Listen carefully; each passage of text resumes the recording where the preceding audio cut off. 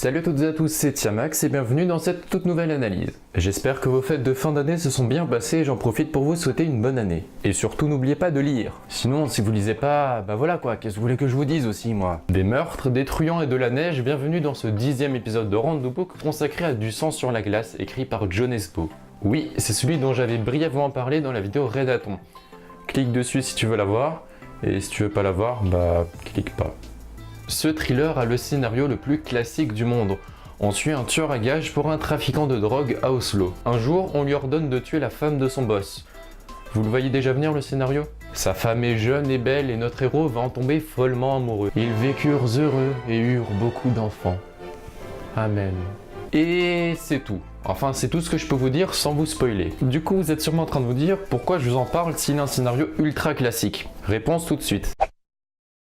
Le premier point négatif? Oui, vous venez bien d'entendre point négatif alors qu'on va parler des points positifs. Allez, suite de la vidéo. Et qu'il y a beaucoup de rebondissements. Malgré un scénario ultra classique, il y a beaucoup de rebondissements et du coup c'est super cool parce qu'on ne s'ennuie à aucun moment et à aucun moment l'histoire devient gnangnan. Il y a toujours un nouvel élément qui vient changer la donne et c'est vachement cool. Ensuite, l'intrigue est assez drôle et inhabituelle pour un thriller de ce genre. J'ai oublié de vous préciser que le tueur à gages est dyslexique. Oui, dyslexique et c'est un tueur à gages. Vous voyez où je veux en venir? Ce qui fait que c'est quand même assez drôle à certains moments. Encore une fois, quelque chose de classique parce que bon, un héros dyslexique, c'est pas l'invention du siècle non plus. L'auteur arrive tout de même à faire de l'original et c'est ça la force du roman, faire de l'original avec du banal. Le héros oscille entre naïveté et assassinat froid et c'est cool.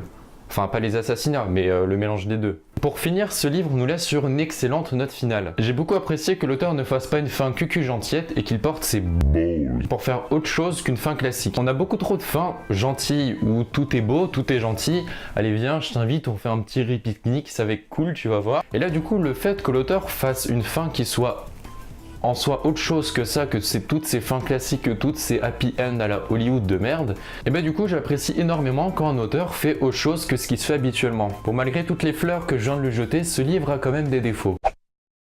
Tout d'abord, certains événements sont un peu prévisibles. Ça se voit pas comme un éléphant dans un couloir, mais c'est quand même assez prévisible. En tout cas, à la fin de lire des policiers et des thrillers, il y a certains événements qui reviennent assez souvent dans ces romans et du coup c'est un peu dommage qu'on les retrouve quand même. Autant sur certains points l'auteur est très original et comme j'ai dit arrive à faire de l'original avec du banal, mais autant sur certains points il se repose sur entre guillemets des classiques et c'est un peu dommage qu'il se repose là-dessus et qu'il n'ait pas totalement fait autre chose. Ces actions prévisibles vont faire que certains passages vont moins bien passer que d'autres, tout simplement parce que du coup ça fait un gros contraste entre original et pas du tout original. Ensuite, les scènes gore sont un peu too much. Le héros fait rire, et l'histoire aussi du coup. J'ai oublié de vous préciser que l'histoire est racontée du point de vue du héros dyslexique, ce qui rend certains passages tout simplement hilarants, ou en tout cas tout simplement décalés. Mais du coup, les scènes de massacre, qui sont en soi normales quand on suit un tueur à gages dans le milieu de la drogue, bah ça fait un gros contraste entre les passages très décalés, très drôles,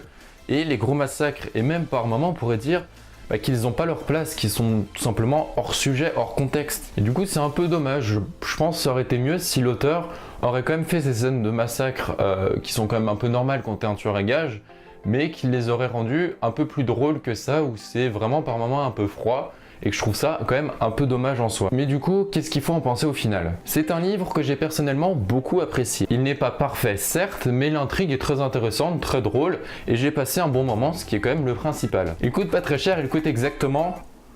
C'est pas marqué dessus.